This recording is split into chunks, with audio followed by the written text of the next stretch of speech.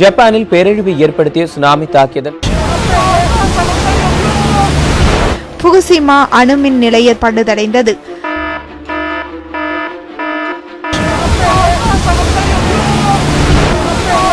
Unit 3 when the explosion happened.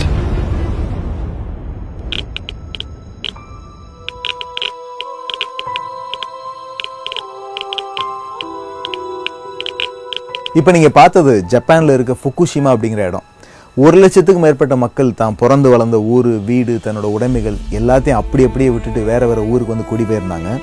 அவங்க அப்படி குடிபெயர்ந்து 8 வருஷம் ஆச்சு. இன்னும் அவங்க ஊருக்கு திரும்பி வரல. இனிமேல் அவங்களே நினச்சாலும் அவங்களால வர முடியாது. ஏன்? அவங்க கவர்மெண்ட்டே அவங்கள வர அலோவ் பண்ணாது. இது காரணம் சாதாரண தண்ணீர் பஞ்சமோ அல்லது தொற்றுநோய் பரவலோ கிடையாது.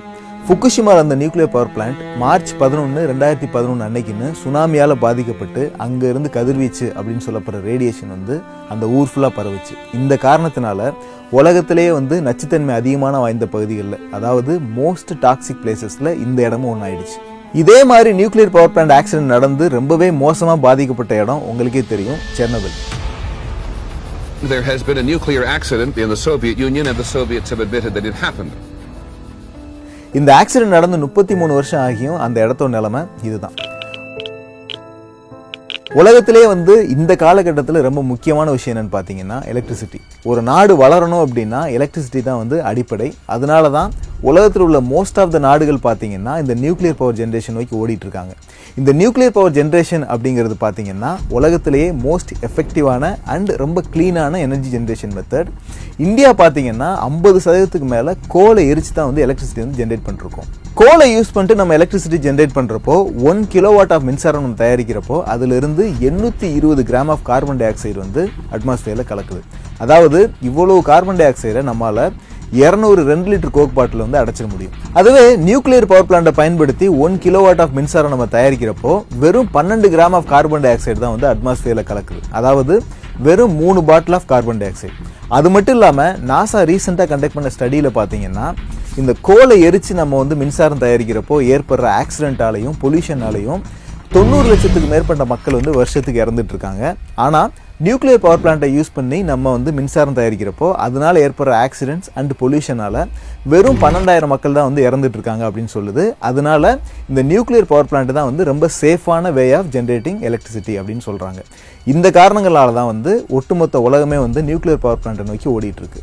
அதே நேரத்தில் இந்த நியூக்ளியர் பவர் பிளான்ட்ல ஒரு ஆக்சிடென்ட் நடந்தது அப்படிங்கிற பட்சத்தில் அதை சுற்றி உள்ள மக்கள் இறந்து போவோ அல்லது கேன்சர் வரவோ அல்லது வரப்போகிற ஜென்ரேஷனில் பிறக்க போகிற குழந்தைங்களுக்கு உடல் ஊனமாவோ அல்லது மூளை வளர்ச்சி கம்மியாக பிறக்க வாய்ப்பு இருக்குது. அது மட்டும் இல்லாமல் நம்ம முன்னாடியே பார்த்த மாதிரி அந்த ஊரை கம்ப்ளீட்டாக எவாக்குவேட் பண்ணிட்டு வேறு இடத்துக்கு போக வேண்டிய சூழ்நிலை ஏற்படலாம். இந்த நியூக்ளியர் பவர் பிளான்ட் நடக்கிற விபத்து அப்படிங்கிறது பார்த்தீங்கன்னா மனுஷனோட தவறு, இயற்கை சீற்றம் அல்லது விதிகளை மீறி நியூக்ளியர் பவர் பிளான்ட் கட்டுறது இதனாலலாம் ஏற்படலாம். இந்த மாதிரி விஷயங்கள்லாம் நடந்துடக்கூடாது அப்படிங்கிறதுக்காக தான் கூடங்குளத்தில் நிறைய பேர் போராட்டம் பண்ணாங்க. அதையும் மீறி கூடங்குளத்தில் மொத்தம் 6 பவர் பிளான்ட் கட்ட பிளான் பண்ணி அதில் 2 இப்போ ஆக்டிவாக இருக்குது. மீதி 4 கட்டுறதுக்கான பணிகள் போயிட்டு இருக்கு. சரி, எப்போ நடந்த பிரச்சனையை பற்றி இப்போ ஏப்பா பேசிட்டு இருக்கு அப்படின்னு ஒரு கேள்வி வரலாம். கூடங்குளம் நியூக்ளியர் பவர் பிளான்ட்ல உருவாகிற அந்த நியூக்ளியர் வேஸ்டேஜஸ் பாதுகாப்பாக ஸ்டோர் பண்ணி வைக்கிறதுக்காக ஒரு ஃபெசிலிட்டியை 2018 கட்டணும் அப்படிங்கிற மாதிரி சொல்லியிருந்தாங்க. ஆனால் 2018 கட்ட முடியல, 2022 வரை எங்களுக்கு அவகாசம் வேணும் அப்படின்னு கேட்டிருந்தாங்க. இதனால எதுவும் ப்ராப்ளம் இருக்கா? இந்த நியூக்ளியர் பவர் பிளான்ட்லாம் எப்படி ஒர்க் ஆகுது? இந்த நியூக்ளியர் வேஸ்டேஜஸ்னா என்ன? ஃபுகுஷிமாவில் நடந்த மாதிரி ஒரு பிரச்சனை நம்ம ஊர்லேயே நடக்க வாய்ப்பு இருக்கா? இந்த மாதிரி விஷயங்களை தான் இந்த வீடியோவில் நம்ம பார்க்க போகிறோம்.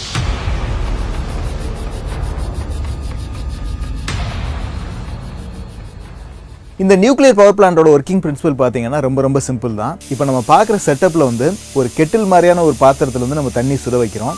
இந்த தண்ணி சுடுறதுனால உருவாகிற நீராவி ஒரு டியூப் வழியாக அனுப்பிச்சு அந்த நீராவி இந்த டர்பைனை சுத்த வைக்குது. இதனால எலக்ட்ரிசிட்டி ப்ரொடியூஸ் ஆகுது. இதே மாதிரி தான் நம்ம நியூக்ளியர் பவர் பிளான்ட்டும் ஒர்க் ஆகுது. இந்த செட்டப்பில் கெட்டில் மாதிரி உள்ள பாத்திரம் தான் நியூக்ளியர் பவர் பிளான்ட்டில் பார்த்தீங்கன்னா நம்மளோட ரியாக்டர். இந்த செட்டப்பில் நம்ம தண்ணி சுட வைக்க எலக்ட்ரிசிட்டி யூஸ் பண்ணிட்டு இருக்கோம். ஆனால் நியூக்ளியர் ரியாக்டரில் பார்த்தீங்கன்னா நம்ம நியூக்ளியர் ஃபியூவல் ராடை யூஸ் பண்ணுவோம். இந்த நியூக்ளியர் ஃபியூவல் ராடில் என்ன இருக்குன்னு பார்த்தீங்கன்னா இந்த மாதிரி குட்டி குட்டியான யுரேனியமால் செய்யப்பட்ட பெல்லட்ஸ் இருக்கும். இந்த யுரேனியம் பார்த்தீங்கன்னா கோல் மாதிரி தான், பூமிக்கு அடியிலேருந்து எடுத்து ப்ராசஸ் பண்ணி தான் வந்து இந்த நியூக்ளியர் ஃபியூவல் ராட்லாம் வந்து தயாரிச்சிட்டு இருக்காங்க. இந்தியாவில் கூட பார்த்தீங்கன்னா ஹைதராபாத்தில் நியூக்ளியர் ஃபியூவல் காம்ப்ளெக்ஸ் அப்படிங்கிற இடத்துல இந்த நியூக்ளியர் ஃபியூவல் ராட்லாம் தயாரிச்சிட்டு இருக்காங்க. ஆனால் கூடங்குளத்தில் யூஸ் பண்ணிட்டு இருக்க இந்த நியூக்ளியர் ஃபியூவல் ராட்லாம் வந்து ரஷ்யாவிலேருந்து இறக்குமதி நம்ம பண்ணிட்டு இருக்கோம். 807 கிலோகிராம் அளவுள்ள கோல் அல்லது 564 லிட்டர் அளவுள்ள ஆயில் ப்ரொடியூஸ் பண்ற அளவுக்கு எலக்ட்ரிசிட்டியை வந்து இந்த குட்டி பெல்லட்டை வச்சுட்டு நம்மளால ப்ரொடியூஸ் பண்ண முடியும். இதே மாதிரி 100கணக்கான குட்டி பெல்லட்ஸ் ஃபில் பண்ணி வந்து நியூக்ளியர் ஃபியூவல் ராட் தயாரிப்பாங்க. 1000கணக்கான நியூக்ளியர் ஃபியூவல் ராடை வந்து இந்த ரியாக்டருக்குள்ள வச்சுட்டு அப்புறம் இந்த ரியாக்ஷன் வந்து ஸ்டார்ட் பண்ணி விடுவாங்க. பொதுவாக யுரேனியம் 235 தான் வந்து நம்ம நியூக்ளியர் ரியாக்ஷன்ஸ்க்குலாம் யூஸ் பண்ணிட்டு இருக்கோம். ஒரு ஆட்டம்ல உள்ள நியூக்ளியஸ்ல பார்த்தீங்கன்னா புரோட்டான்ஸும் நியூட்ரான்ஸும் இருக்கும். அதுக்கு வெளியே வந்து எலக்ட்ரான் சுற்றி வந்துட்டு இருக்கும். ஜென்ரலாக ஒரு ஆட்டம்ல உள்ள புரோட்டானோட அளவும் நியூட்ரானோட அளவும் வந்து சமமாக இருக்கும். ஆனால் ஒரு சில ஆட்டம்ஸில் பார்த்தீங்கன்னா இது வந்து சமமாக இருக்காது. இந்த கண்டிஷன்ஸில் பார்த்தீங்கன்னா அந்த ஆட்டம் வந்து அன்ஸ்டேபிளாக இருக்கும். இந்த யுரேனியம் 235 ஆட்டம்ல கூட பார்த்தீங்கன்னா 92 புரோட்டானும் 143 நியூட்ரான்ஸும் இருக்கும். ஸோ இந்த புரோட்டானும் நியூட்ரானும் சமமாக இல்லாததுனால இந்த ஆட்டமே வந்து பார்த்தீங்கன்னா அன்ஸ்டேபிளாக இருக்கும். இப்போ இந்த ஆட்டம் மேலே நம்ம ஒரு நியூட்ரானை மோத விடுறப்போ இந்த ஆட்டம் வந்து ரெண்டாக பிரியும். அதோட சேர்ந்து 2-3 நியூட்ரான்ஸும் ரிலீஸ் ஆகும். இப்படி ஒரு ஆட்டம் ரெண்டா பிரியிறப்போ ஏகப்பட்ட எனர்ஜி ரிலீஸ் ஆகும். இந்த ப்ராசஸ் அப்போ ரிலீஸ் ஆகிற அந்த 2-3 நியூட்ரான்ஸ் பார்த்தீங்கன்னா பக்கத்தில் இருக்க யுரேனியம் 235 ஆட்டம்ஸ் மேலே மோதி ஒரு செயின் ரியாக்ஷனை ஸ்டார்ட் பண்ணி விட்டுரும். இதனால ஏகப்பட்ட ஆட்டம்ஸ் வந்து இப்போ தனித்தனியாக பிரிய ஆரம்பிச்சிடும். இப்போ நமக்கு நிறைய எனர்ஜி ஜென்ரேட் ஆகுறதுனால அதனால உருவாகிற ஹீட்டால தண்ணி ஹீட் ஆகிட்டு நமக்கு ஸ்டீம் கிடைக்கும். அந்த ஸ்டீம் வச்சு தான் நம்ம எலக்ட்ரிசிட்டி ஜென்ரேட் பண்ணுறோம். இந்த செயின் ரியாக்ஷன் ஒரு அளவுக்கு மேலே அதிகமாக போய் ஹீட் வந்து நிறைய ஜென்ரேட் ஆகாமல் இந்த ரியாக்ஷனை வந்து கண்ட்ரோல்டாக பண்ணுவாங்க. இந்த ஃபியூவல் ராட்ல வந்து ரியாக்ஷன் நடக்கிறப்போ யுரேனியம் ஆட்டம்ஸ் எல்லாம் வேற ஆட்டம்ஸாக கன்வெர்ட் ஆகிட்டு அந்த ராட்லேயே வந்து பில்ட் ஆகிக்கும். இப்படி பில்ட் ஆகிற ஆட்டம்ஸும் பார்த்தீங்கன்னா அன்ஸ்டேபிளாக தான் இருக்கும். இப்படி பில்ட் ஆகிற ஆட்டம்ஸை வந்து நம்ம ஃபிஷன் வேஸ்டேஜஸ் அப்படின்னு சொல்லுவோம். இந்த நியூக்ளியர் ராட்லாம் வந்து நம்ம 5-8 வருஷம் ரியாக்டரில் யூஸ் பண்ணதுக்கு அப்புறம் பார்த்தீங்கன்னா இந்த ஃபிஷன் வேஸ்டேஜஸ் எல்லாம் வந்து யுரேனியமோட நல்லா மிக்ஸ் ஆகிட்டு இந்த ராட்ஸ்ல இருந்து எஃபெக்டிவாக எலக்ட்ரிசிட்டி ப்ரொடியூஸ் பண்ண விடாது. ஸோ இந்த பழைய ராடை வந்து ரியாக்டர் வந்து வெளியே எடுத்துட்டு புது ராடை லோட் பண்ணிட்டு எலக்ட்ரிசிட்டி ப்ரொடியூஸ் பண்ண ஆரம்பிச்சிருவாங்க. இந்த ராட்ஸை வெளியே எடுத்ததுக்கு அப்புறமும் பார்த்தீங்கன்னா இந்த ராடு வந்து ரேடியேஷனை எமிட் பண்ணிட்டு தான் இருக்கும். அது எப்படி இந்த ஃபியூவல் ராட்லாம் வந்து ரேடியேஷன் எமிட் பண்ணுது அப்படிங்கிறது இப்போ பார்த்தலாம். ஆட்டம்ஸோட நியூக்ளியஸ்ல பாசிட்டிவ் சார்ஜஸ் எல்லாம் க்ளோஸாக இருக்கிறதுனால ஒன்னோட ஒன்று ரிப்பல் பண்ணிட்டு இருக்கும். இந்த புரோட்டான்ஸ் விலகி போயிடாம ஒரு ஸ்ட்ராங் நியூக்ளியஸ் ஃபோர்ஸ் தான் இந்த நியூக்ளியஸை வந்து ஒன்றா வச்சுக்கும். ஆனால் புரோட்டான்ஸும் நியூட்ரானும் சமமாக இல்லாத ஒரு ஆட்டமில் பார்த்தீங்கன்னா இந்த புரோட்டான்ஸ் எல்லாம் ஸ்டேபிளாக இருக்காது. இந்த ஆட்டம்ஸ் வந்து ரேண்டமாக எனர்ஜி ரிலீஸ் பண்ணிட்டு இருக்கும். இதைத்தான் வந்து நம்ம ரேடியேஷன் அப்படின்னு சொல்கிறோம். இந்த ஆட்டமில் உள்ள புரோட்டானோட அளவும் நியூட்ரானோட அளவும் வந்து சமமாகிற வரைக்கும் வந்து இந்த ரேடியேஷனுங்கிறது வந்து எமிட் ஆகிட்டே தான் இருக்கும். இது சமமாகிறதுக்கு வந்து பார்த்தீங்கன்னா ஒரு சில செகண்ட்ஸ்லேயே நடக்கலாம் அல்லது வந்து பல லட்சக்கணக்கான வருஷங்கள் கூட ஆகலாம். இது வந்து ஆட்டமை பொறுத்து மாறுபடும். இப்போ நம்ம ரியாக்டர்லேருந்து எடுத்த இந்த ஃபியூவல் ராட்லையும் பார்த்தீங்கன்னா பல கோடிக்கணக்கான அன்ஸ்டேபிள் ஆட்டம் இருக்கும். இது ஸ்டேபிள் ஆகிறதுக்கு பார்த்தீங்கன்னா பல ஆயிரக்கணக்கான வருஷங்கள் கூட ஆகலாம். அதுவரை ரேடியேஷனுங்கிறது இருந்துகிட்டே தான் இருக்கும். சரி, இந்த ஆட்டம்லேருந்து ரிலீஸ் ஆகிற ரேடியேஷன் நம்ம உடம்பு என்ன பண்ணிடும் அப்படிங்கிற கேள்வி உங்களுக்குள்ள வரலாம். இந்த ரேடியேஷன் நம்ம உடம்பை பெனிட்ரேட் பண்ணிட்டு போகிறப்போ நம்ம உடம்புல இருக்க ஆட்டமில் இருக்க எலக்ட்ரான் வந்து ரிமூவ் பண்ண வாய்ப்பு அதிகம். அப்படி ரிமூவ் பண்ணிடுச்சு அப்படின்னா நம்ம டிஎன்ஏ டேமேஜ் ஆகி நம்ம கேன்சர் கூட வரலாம். ஸோ இந்த நியூக்ளியர் ராட்லேருந்து வெளியே வர்ற இந்த ரேடியேஷனை வந்து நம்ம ஒரு சின்ன புல்லட்னு கூட சொல்லலாம். இதனால இந்த நியூக்ளியர் ராட்லேருந்து வெளியே வர ரேடியேஷனை நம்ம கண்ட்ரோல் பண்ணுறதுங்கிறது ரொம்ப ரொம்ப முக்கியம். இந்த நியூக்ளியர் பவர் ஸ்டேஷனில் வந்து யூஸ் பண்ணப்பட்ட ஃபியூவல் ராட்லேருந்து வர ரேடியேஷனை எப்படி டெம்பரரியாக கண்ட்ரோல் பண்ணுறாங்கன்னு பார்த்தீங்கன்னா இந்த பவர் ஸ்டேஷனுக்கு உள்ளே வந்து ஸ்விம்மிங் பூல் மாதிரியான ஒரு அமைப்பு ஒன்று உருவாக்கி வச்சிருக்காங்க. அதில் ரொம்ப ரொம்ப கிளீனான வாட்டரை ஊற்றி வச்சிருப்பாங்க. இப்போ இந்த தண்ணிக்குள்ள இந்த ஸ்பென்ட் ஃபியூவல் ராட்லாம் கொண்டு வச்சிருவாங்க. இப்படி வைக்கிறப்போ என்ன ஆகுதுன்னு பார்த்தீங்கன்னா இந்த ஃபியூவல் ராட்லேருந்து வெளியே வர ரேடியேஷன் வந்து அட்மாஸ்பியருக்கு போகாமல் இந்த தண்ணி வந்து தடுத்துரும். அது எப்படின்னு பார்த்தீங்கன்னா இந்த ஃபியூவல் ராட்லேருந்து வெளியே வர்ற எனர்ஜியை இந்த தண்ணி அப்சர்வ் பண்ணிட்டு வந்து ஹீட்டாக ஆரம்பிச்சிடும். இந்த தண்ணி வந்து ஓவர் ஹீட் ஆகிட்டு பாயில் ஆகிடக்கூடாது அப்படிங்கிறதுக்காக கூலிங் சிஸ்டம் அண்ட் பம்ப் எல்லாம் வச்சு இந்த தண்ணியோட ஹீட்டை கண்ட்ரோல் பண்ணுவாங்க. ஸோ இந்த தண்ணி எப்போவுமே கூலாக வச்சுக்கிறதுக்காக இந்த பிளான்ட்ல வந்து பவருங்கிறது எப்போவுமே இருந்தே ஆகணும். சப்போஸ் சுனாமி அண்ட் எர்த்குவேக் மாதிரி கண்டிஷன்ஸ் வந்துட்டு பவர் ஃபெயில் ஆகிட்டு பேக்கப் ஜென்ரேட்டரும் ஃபெயில் ஆகிடுச்சுன்னு வச்சுக்கோங்களேன், இந்த தண்ணி வந்து ஹீட் ஆகி பாயில் ஆகிட்டு இந்த ரேடியேஷன் வந்து அட்மாஸ்பியரில் போக வாய்ப்பு இருக்குது. இன்ஃபேக்ட் ஃபுகுஷிமாவில் கூட பார்த்தீங்கன்னா இந்த பவர் ஃபெயில் ஆனதுனால தான் கூலிங் சிஸ்டம் எல்லாம் ஃபெயில் ஆகிட்டு ரியாக்டர்லேயும் சரி இந்த ஸ்டோரேஜ்லேயும் சரி தண்ணி ஓவர் ஹீட் ஆகிட்டு இந்த ரேடியேஷன் வந்து அட்மாஸ்பியரில் கலந்துச்சு. கொஞ்சம் முன்னாடி அவங்க கண்ட்ரோல் பண்ணதுனால பார்த்தீங்கன்னா பல ஆயிரம் உயிர்கள் வந்து போகாமல் அவங்களால தடுக்க முடிஞ்சது. கூடங்குளத்தில் கூட பார்த்தீங்கன்னா இதே மாதிரி ஒரு செட்டப் ரெடி பண்ணிட்டு தான் ஸ்பென்ட் ஃபியூல்லாம் ஸ்டோர் பண்ணி வச்சுட்டு இருக்காங்க. ஆனால் இந்த செட்டப் பார்த்தீங்கன்னா ரியாக்டருக்கு பக்கத்துலேயே இருக்கும். 2011 வருஷம் இந்த ஸ்பென்ட் ஃபியூவல்லாம் வந்து ரியாக்டரை விட்டு தள்ளி கொண்டு போய் ஒரு ஃபெசிலிட்டியை ஸ்டோர் பண்ணணும், அதாவது அவே ஃப்ரம் ரியாக்டரை வந்து 2018 கட்டணும் அப்படின்னு சொல்லிட்டு ஒரு முடிவு பண்ணுறாங்க.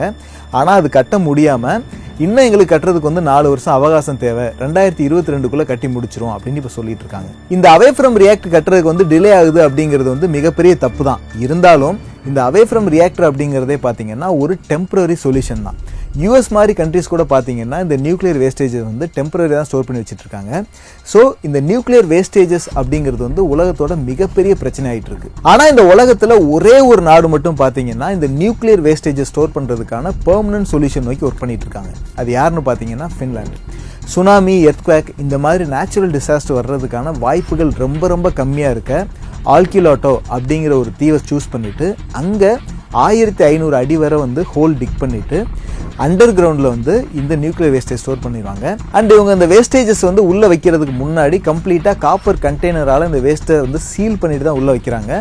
அண்ட் அவங்க வைக்கிற இடத்த சுற்றி வந்து ஃபுல்லாக கருங்கல் பாறைகள் மட்டுமே இருக்கிறதுனால நிலத்தடி நீர் வந்து இந்த வேஸ்டேஜஸால் எந்த விதமாக பாதிக்கப்பட போகிறது கிடையாது.